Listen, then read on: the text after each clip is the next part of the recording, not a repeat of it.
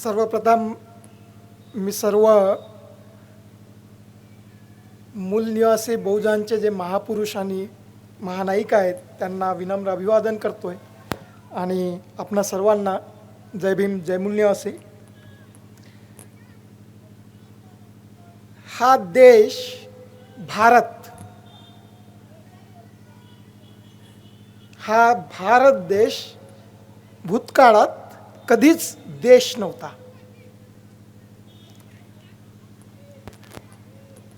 हा देश प्रक्रियामध्ये बनत आहे, पण हा भूतकाळात कधीच देश नव्हता. हे याच्यावर छोटे छोटे राजे, त्यांचे वेगवेगळे किंगडम्स आणि त्यांचं तसंच डिवायडेड असं विविध क्षेत्रांचा हा भाग होता. हा एक भूभाग होता. हा देश कधीच नव्हता. आणि हा भूभाग वेगवेगळ्या कालखंडामध्ये सतत गुलाम राहिलेला आहे. ह्या देशावर सतत गुलामी होती.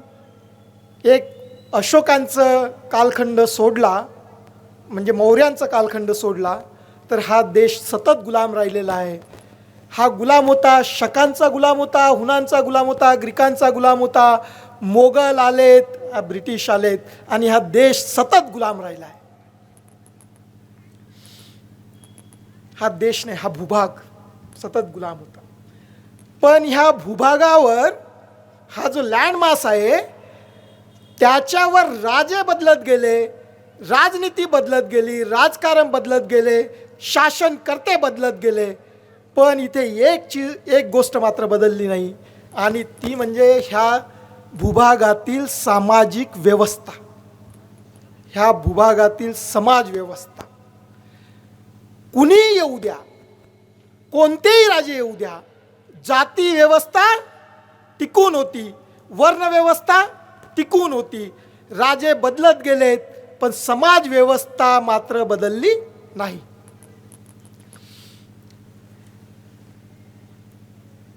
आणि आर्यांनी जी असमानतेची व्यवस्था, एक सामाजिक व्यवस्था ह्या भूभागामध्ये निर्माण केली होती, ती अविरत चालत आहे आजतागत.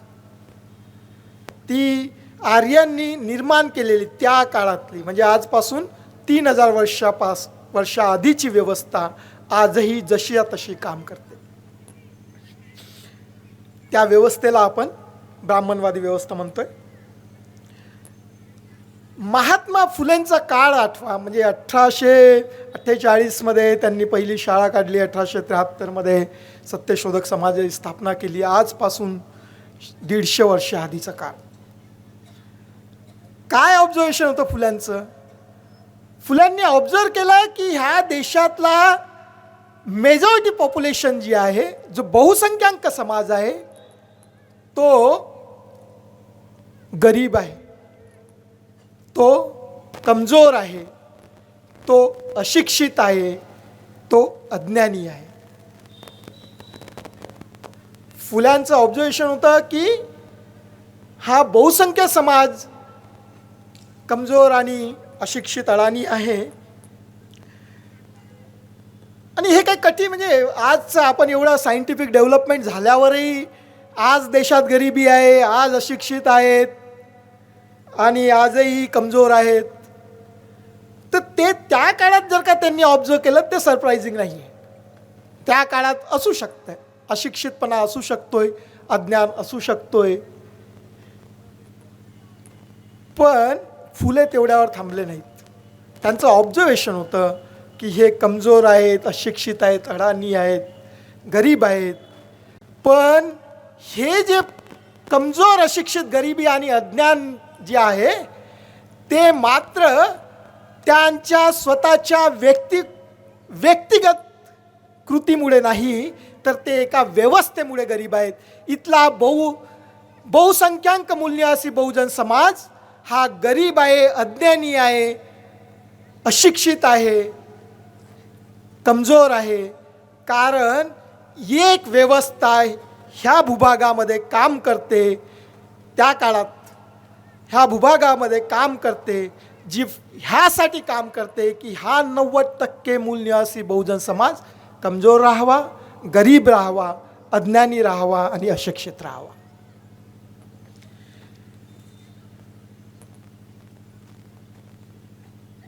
फुलेंनी प्रयत्न केला शोधायचा, सत्यशोधक, की का होतंय, म्हणजे हा एवढा 90% समाज का गरीब असावा, का कमजोर असावा, का वीक असावा. 90% मेजॉरिटी पॉप्युलेशन. त्यांनी बघितलं की यांच्या अशा स्थितीला जबाबदार आहे ब्राह्मणिकल व्यवस्था. आणि ही ब्राह्मणिकल व्यवस्था जरी कोणी निर्माण केली असेल या देशामध्ये, ब्राह्मणवादी व्यवस्था कोणी निर्माण केली असेल तर ती आर्यांनी केली, जे विदेशी होते, जे बाहेरून आले आणि जे सफर होत आहेत. हा 90% मूलनिवासी बहुजन समाज हा इथला मूलनिवासी समाज आहे. फुल्यांचं सगळ्यात मोठं सत्य हे होतं. खूप सत्य त्यांनी मांडलेत. महत्त्वाचे फुल्यांनी हे सत्य समजल्यावर याची परिस्थिती सुधारण्यासाठी या मूलनिवासी बहुजनांची काही गोष्टी केल्या. मला ज्या दोन तीन महत्त्वाच्या गोष्टी वाटतात, त्याच्यातली पहिल्यात महत्त्वाची गोष्ट वाटते की पहिल्यांदा फुल्यांनी आम्हाला आमचं दुश्मन दाखवला. पहिल्यांदा एनिमी आयडेंटिफाय करून दिलाय फुल्यांनी. 90% मूलनिवासी बहुजन समाज जो ह्या देशातला मूलनिवासी आहे वर्सेस आर्य विदेशी ब्राह्मण, हे पहिलं सगळ्यात मोठं काम जे केलं फुल्यांनी ते याच्या आधी झालं नव्हतं. तेव्हापर्यंत संत होते, ते ईश्वराला मानायचे आणि एकाच ईश्वराची भक्ती करू आणि बंधुभावाने नांदू. पण आमचा दुश्मन कोण हे मात्र आमच्या फुल्यांच्या आधी कोणी सांगितलं नव्हतं आम्हाला. आम्हाला सांगितलं की आमच्या एक्सप्लॉयटेशनसाठी कोण जबाबदार आहे, आमचा शत्रू कोण आहे. हे पहिलं महत्त्वाचं काम आपल्यासाठी फुल्यांनी केलं. दुसरं मला वाटतं फुल्यांनी ओळखलं की ह्या सगळ्या परिस्थितीला बदलवायचं जर का असेल तर त्याचं सामर्थ्य फक्त विद्येमध्ये आहे, शिक्षणामध्ये आहे. आणि मग त्यांनी विद्यालय खोलली. मुसलमानांनी येऊन इथे मस्जिदा बांधल्या, ब्रिटिशांनी येऊन चर्चेस बांधले आणि फुल्यांनी येऊन आणि हिंदूंचे राज्य जे होते सो कॉल्ड हिंदू, त्यांनी मंदिरं बांधली आणि फुल्यांनी काय बांधलेत, विद्यालय, स्कूल्स. हे सगळ्यात महत्त्वाचं दुसरं काम फुल्यांचं मला वाटतंय. फुल्यांना हे कळत होतंय की हा फक्त म्हणजे ह्या सगळ्या प्लाईटच्या मागे, ह्या सगळ्या अशा दुर्दशेच्या मागे एक धार्मिक व्यवस्था आहे आणि त्या धार्मिक व्यवस्थेमध्ये राहून ही दुर्दशा बदलवता येणं अशक्य आहे. त्याच्यामुळं त्यांनी त्या काळात फुल्यांनी धर्म परिवर्तनाची चळवळ उभी केली होती. फुल्यांनी सार्वजनिक सत्यधर्म सांगितला होता. ते त्याच्यावरचं जसं प्रत्येक धर्माचं जसं बायबल आणि आपला बुद्ध अँड हिज धम्मा आहे, फुल्यांनी सार्वजनिक सत्यधर्म नावाचं पुस्तक लिहिलं होतं. ते त्यांनी प्रपोज केलेला धर्म होता, जो ह्या ब्राह्मणिकल रिलिजियस सिस्टीमच्या विरुद्ध जाऊन एक नवीन धर्माची संकल्पना होती फुलांची. आणि तो धर्म, सार्वजनिक सत्यधर्म, तो बंधुभाव आणि समतेवर आधारित असा धर्म होता.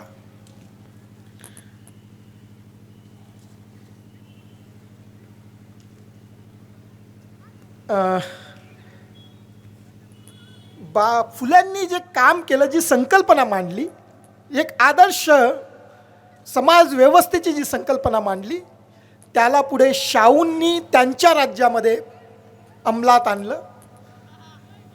त्यांनी विद्यालय, कॉलेजेस, इंडस्ट्रीज, हॉस्टेल्स, नोकऱ्यामध्ये आरक्षण हे सगळं त्यांच्या राज्यामध्ये केले. कोल्हापूरमध्ये सत्यशोधक समाजाची मूवमेंट शाहूंनी पुढे चालवली. आणि बाबासाहेबांनी फुल्यांचं आणि शाहूंचं जे काम आहे, जी संकल्पना आहे भारताची स्वातंत्र्य, समता, बंधुता, न्यायावर आधारित समाज व्यवस्थेची, त्याला संविधानामध्ये टाकून पूर्ण देशभर लागू केलं. हे बाबासाहेब आणि शाहूंनी फुल्यांच्या नंतर केलेलं काम. आज काय परिस्थिती आहे मग? फुल्यांनी ऑब्झर्व केलं होतं की देश म्हणजे आपला मूल्यवासी बहुजन समाज हा गरीब आहे, अज्ञानी आहे, अशिक्षित आहे, कमजोर आहे. आज काय परिस्थिती आहे? आज आर्थिकदृष्ट्या समान झालोत आम्ही. आज म्हणजे क्रेडिट सुसे नावाची एक संस्था आहे, त्यांच्या म्हणण्याप्रमाणे ह्या देशातील 78% संपत्ती 2020चा 19-20चा आकडा आहे ना, 78% संपत्ती ही 10% लोकांकडे आहे. आणि इथल्या सगळ्यात श्रीमंत जे 1% आहेत त्यांच्याकडे या देशाची 58% संपत्ती आहे. ही आर्थिक विषमता आहे. म्हणजे आता म्हणजे prime minister economic advisory council असते, त्यांनी असं म्हटलं आहे की जो महिन्याचे 25,000 कमावतोय तो ह्या देशातील श्रीमंत 10%मध्ये येतोय. म्हणजे 90% ह्या देशातील जी पॉप्युलेशन आहे त्याचं उत्पन्न 25,000पेक्षा ऑफिशियली कमी आहे. हे official economic advisory council to prime minister त्याची रिपोर्ट आहे आणि त्याच्यात त्यांचं म्हणणं आहे. म्हणजे ऑफिशियल आकडा आहे की 90% समाज 25,000 रुपये महिन्याच्यापेक्षा कमी कमावतो. आता हा 90% समाज कोण असेल मग? पुन्हा तोच फुल्यांचा शूद्रातिशूद्र, तोच सिंधू सभ्यतेचा मूल निवासी. हे 10% कोण आहेत? तेच शेटजी भटजी आणि तेच आर्य विदेशी.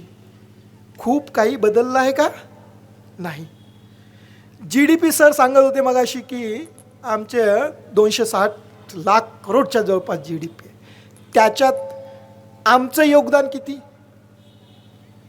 त्याचा आम्हाला मिळणारा वाटा किती? प्रश्न आहे. आमचं रिप्रेझेंटेशन किती, पार्टिसिपेशन किती, इथल्या ज्या गव्हर्निंग इन्स्टिट्यूशन्स आहेत ज्या हा देश चालवतात त्याच्यात आमचा वाटा किती, आमचा हिस्सा किती?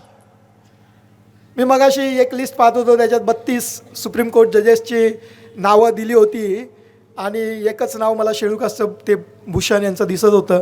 बाकी OBCचे 1-2 आहेत पण ते मला आयडेंटिफाय पण करता येत नव्हते.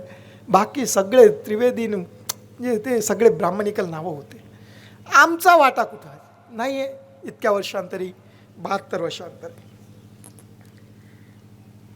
आणि आम्हाला काय वाटतं माहिती आहे का? आमचा प्रॉब्लेम हा आहे का आम्हाला वाटतंय की आम्ही जर का गरीब आहे, मी जर का गरीब आहे, मी जर का अज्ञानी आहे, मी जर का कमजोर आहे, याला जबाबदार 2 गोष्टी आहेत. एक तर मी स्वतः आहे आणि दुसरा नाही तर तो भगवान आहे. ह्या देशात आजही नशिबामुळे मी गरीब आहे हे मानणारा एक बहुसंख्याक वर्ग आहे. आणि स्वतःची जी परिस्थिती आहे त्याच्यासाठी स्वतःला दोष देणारा की माझ्याजवळ पैसे नव्हते, मला बुद्धीच कमी आहे, मला संधीच नाही मिळाली, मीच मेहनत नाही केली, माझ्याकडं, म्हणजे मी स्वतःला दोष देतोय. आणि माझी जे प्लाईट आहे हे 90% मूल निवासी बहुजन समाज हे मानतोय की त्याला जबाबदार ते स्वतःच आहेत. आजही हा मूल्यवासी बहुजन समाज हे मानायला तयार नाही की एक व्यवस्था काम करते त्यांना गरीब ठेवण्यासाठी, त्यांना कमजोर ठेवण्यासाठी, त्यांना अशिक्षित ठेवण्यासाठी, अज्ञानी ठेवण्यासाठी. फुल्यांनी 150 वर्ष आधी ओळखलं. आम्ही आजही समजू शकत नाही. आणि ज्या दिवशी आम्हाला कळेल की ही व्यवस्था काम करते, आम्ही मान्य करू की एक व्यवस्थेमुळे हे होत आहे, तेव्हा आम्ही हे व्यवस्था बदलवायचा प्रयत्न करू. अन्यथा आम्ही आपापल्या रीतीने आपलं जे जीवन आहे ते जगत राहू. खूप सांगितलं आहे, समाधान पाहिजे आयुष्यात, संतोष पाहिजे, कशाला उगीच दगदग नको. आमचे ॲस्पायरेशन स्किल करायचे वेगवेगळे प्रयत्न आलेत. ठेविले तैसेची राहावे हे सांस्कृतिक वारसा मिळालेला आहे आपल्याला. बाबासाहेबांनी हे ओळखलं होतं फुल्यांच्या नंतर की हे व्यवस्थेमुळे आहे. आणि ते व्यवस्था बदलवायसाठी बाबासाहेबांनी पर्यायी व्यवस्था निर्माण केली, लोकशाहीची, इलेक्शनची. ह्या देशात व्होट करून आपलं राज्य स्वतः स्थापन करायची. आणि आम्ही काय केलं आहे, आम्ही ह्या जी व्यवस्था बाबासाहेबांना बदलवायची होती त्याच्यासाठी बाबासाहेबांनी जे मेकॅनिझम क्रिएट केलं ते आम्ही कोणाच्या हाती सोपवलं, पुन्हा त्याच लोकांच्या हाती सोपवलं आहे ज्यांनी आतापर्यंत आमचं शोषण केलं आहे, त्याच पार्ट्यांच्या हाती सोपवलं आहे ज्या पार्ट्या रिप्रेझेंट करतात त्या 10% आर्य विदेशी ब्राह्मणांना, त्या 10% शेठजी भटजी लाडजींना. आणि आजही त्याच पार्ट्या 75 वर्षापासून काम करत आहेत त्या देशात आणि आमची परिस्थिती मात्र त्या बदलवू शकलेल्या नाहीत. बाबासाहेबांनी जे दिलं आहे त्याच्यामध्ये त्यांनी एक समानता निर्माण करायसाठी रिप्रेझेंटेशनचा कन्सेप्ट दिला, रिझर्वेशन दिला. 3 प्रकारचं रिझर्वेशन आपण मानतोय. एक शैक्षणिक रिझर्वेशन, एक नोकऱ्यामधलं रिझर्वेशन आणि तिसरं पॉलिटिकल रिझर्वेशन. काय परिस्थिती आहे शिक्षणाच्या रिझर्वेशनची आज? गावाखेड्यातील शाळा बंद पडायला लागलेल्या आहेत, सरकारी शाळा संपलेल्या आहेत, प्रायव्हेट शाळा आणि कॉलेजेस वाढलेले आहेत, त्यांचं जाळं पसरलेलं आहे. शिक्षण एवढं महागडं झालं आहे की तो 90% मूलनिवासी बहुजन समाज ज्याचं उत्पन्न 25,000पेक्षा कमी आहे तो आपल्या मुलांना, आपल्या पाल्यांना त्या प्रायव्हेट शाळामध्ये कॉलेज सोडूनच द्या, शिकवू शकणार नाही. शिक्षणाचं काय केलं त्यांनी? रिझर्वेशन मिळालं होतं ना शिक्षणामध्ये. प्रायव्हेट कॉलेज, गव्हर्नमेंटचे कॉलेजेसच नाही तर कुठलं तुम्हाला रिझर्वेशन मिळणार? शाळाच बंद पाडल्यात, कुठला RT पाहिजे? शाळाच बंद पाडल्यात, शाळा म्हणजे संपवून टाकलं. जी व्यवस्था एक बनवली होती पब्लिक गुड्स म्हणून ह्या देशातील 90% समाजाला शिक्षित करण्यासाठी, त्या व्यवस्थेलाच कोलॅप्स केल्या गेला आहे. शिक्षणाची परिस्थिती अत्यंत वाईट आहे. जॉब्स, नोकऱ्यामध्ये काय परिस्थिती आहे? नोकऱ्यामध्ये ज्या नोकऱ्या आहेत त्याच्यातल्या वॅकन्सीज ज्या डिक्लेअर केल्या होत्या त्या भरल्या गेल्या नाहीत.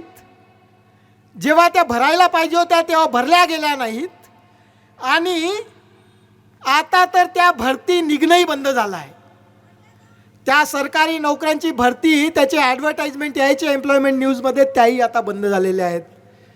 सरकारी कंपन्यामध्ये नोकऱ्या होत्या तर त्या सरकारी कंपन्याच विक्रीला काढलेल्या आहेत. आणि उरल्या जे काही असतील त्या आता कॉन्ट्रॅक्च्युअल बेसिसवर घ्यायला लागलेले आहेत. कॉन्ट्रॅक्च्युअल करारावर 11 महिने, पगार किती तर 15-10,000. शिक्षणातलं आरक्षण संपवलं त्यांनी, नोकऱ्यामधलं आरक्षण संपलेलं आहे. नोकऱ्याच नाहीत तर कुठलं आरक्षण? त्यांनी म्हटल्यानं होत नाही. संविधानातून ज्या सिस्टीमने आपलं एक समता निर्माण होणार होती ते संपलेलं आहे. पण एक मात्र चालू आहे, पॉलिटिकल आरक्षण. राजकीय आरक्षण संपलेलं नाही, ते अजून प्रभावीपणे कदाचित येईल. आणि या राजकीय आरक्षण का प्रभावीपणे चालू असेल? काय दिलं ह्या राजकीय आरक्षणाने? तर दिलेत आम्हाला स्टुजेस, चमचे. आणि ह्या राजकीय आरक्षणातून जे नेतृत्व निर्माण झालं आज ते त्यांच्या दावणीला बांधलं गेलं आहे. आणि तेच कुऱ्हाडीचा दांडा गोतास काळ आम्ही सांगत असतोय, तेच आम्हाला संपवण्यासाठी वापरल्या जात आहेत आमचेच नेते.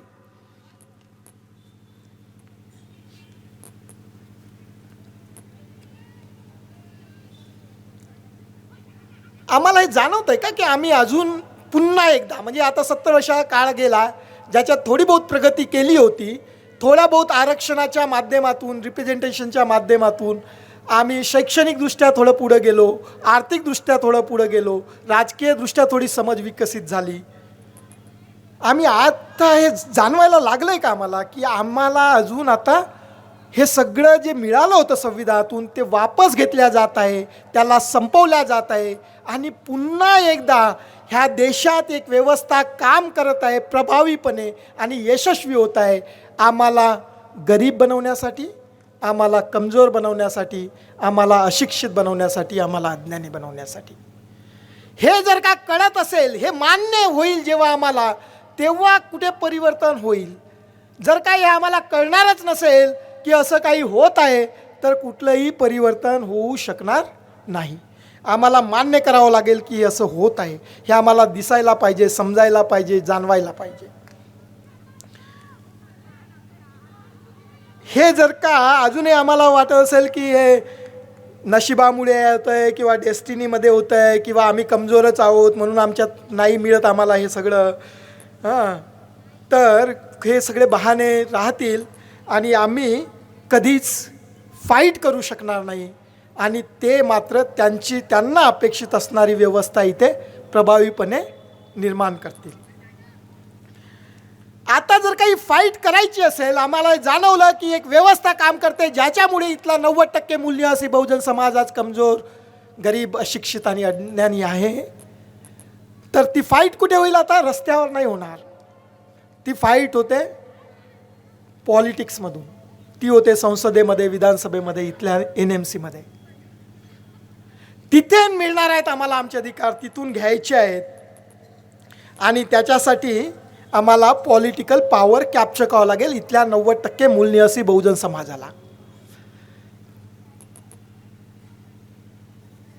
आणि आज आम्ही कुठे आहोत? पार्ट्यामध्ये, पॉलिटिक्समध्ये. पॉलिटिक्समध्ये आज आम्ही आहोत, काही आहेत रिजनल पार्टीज ज्या स्टेट्समध्ये काम करतात. DMK आहे, RJD आहे, ज्या बहुजनांच्या पार्टीज आहेत, पण त्या परिवारापुरत्या आणि जातीपुरत्या मर्यादित झालेल्या पार्टी पाहायला मिळतात. समाजवादी पार्टी, झारखंड मुक्ती मोर्चा, काही आहेत पार्ट्या, त्या राज्यामध्ये काम करतात. आमच्याकडं राष्ट्रीय स्तरावर काम करणारं कोणी नाही आणि हे संविधानातून मिळणारे अधिकार आहेत ते राष्ट्रीय स्तरावरून मिळतात. आम्हाला BSPच्या स्वरूपात एक पॉलिटिकल पार्टी होती जिने आमच्या पॉलिटिकल एस्पायरेशन्स वाढवल्या होत्या, पण ती आता आयडिओलॉजीकडून डायव्हर्ट झालेली आहे आणि तिनेही स्वतःला प्रस्थापित आर्य ब्राह्मणांचे जे पक्ष आहेत त्यांच्या दावणीला तिने स्वतःला बांधला आहे. जो एनिमी होता त्या एनिमीसोबतच त्यांनी आता संसार थाटलेला आहे. ह्या राज्यस्तरावरच्या परिवारवादी, व्यक्तिवादी पार्ट्या ज्या आहेत त्या आम्हाला आमचे अधिकार मिळवून देऊ शकत नाही. आणि आता आमचा जो पर्याय आहे आणि समाजामध्ये ते नैराश्य आहे, एक तर सरेंडर करा नाही तर फाईट करा. एक तर सरेंडर करा, समाजात नैराश्य आहे, काही होऊ शकत नाही, बदलू शकत नाही, सगळं असंच असेल, असंच चालेल. किंवा काय आहे की फाईट करू शकतोय आपण, ही व्यवस्था बदलवू शकतोय, हे आम्ही प्रूव्ह केलेलं आहे की हे मिळवू शकतोय, हा पॉलिटिकल पॉवर कॅप्चर करू शकतोय. आणि त्याच्यासाठी People's Party of India Democratic एक पर्याय म्हणून ह्या देशामध्ये स्ट्रॉंगली निर्माण होत आहे, पुढं जात आहे. आम्हाला आमच्या आधीच्या केलेल्या पार्ट्यांनी, ज्या स्वतःला मूल्यनिवासी बहुजन समाजाच्या पार्ट्या म्हणून घेतात, त्यांनी केलेले जे मिस्टेक्स आहेत ते रिपीट करायचे नाहीत म्हणून एक वेगळी पार्टी,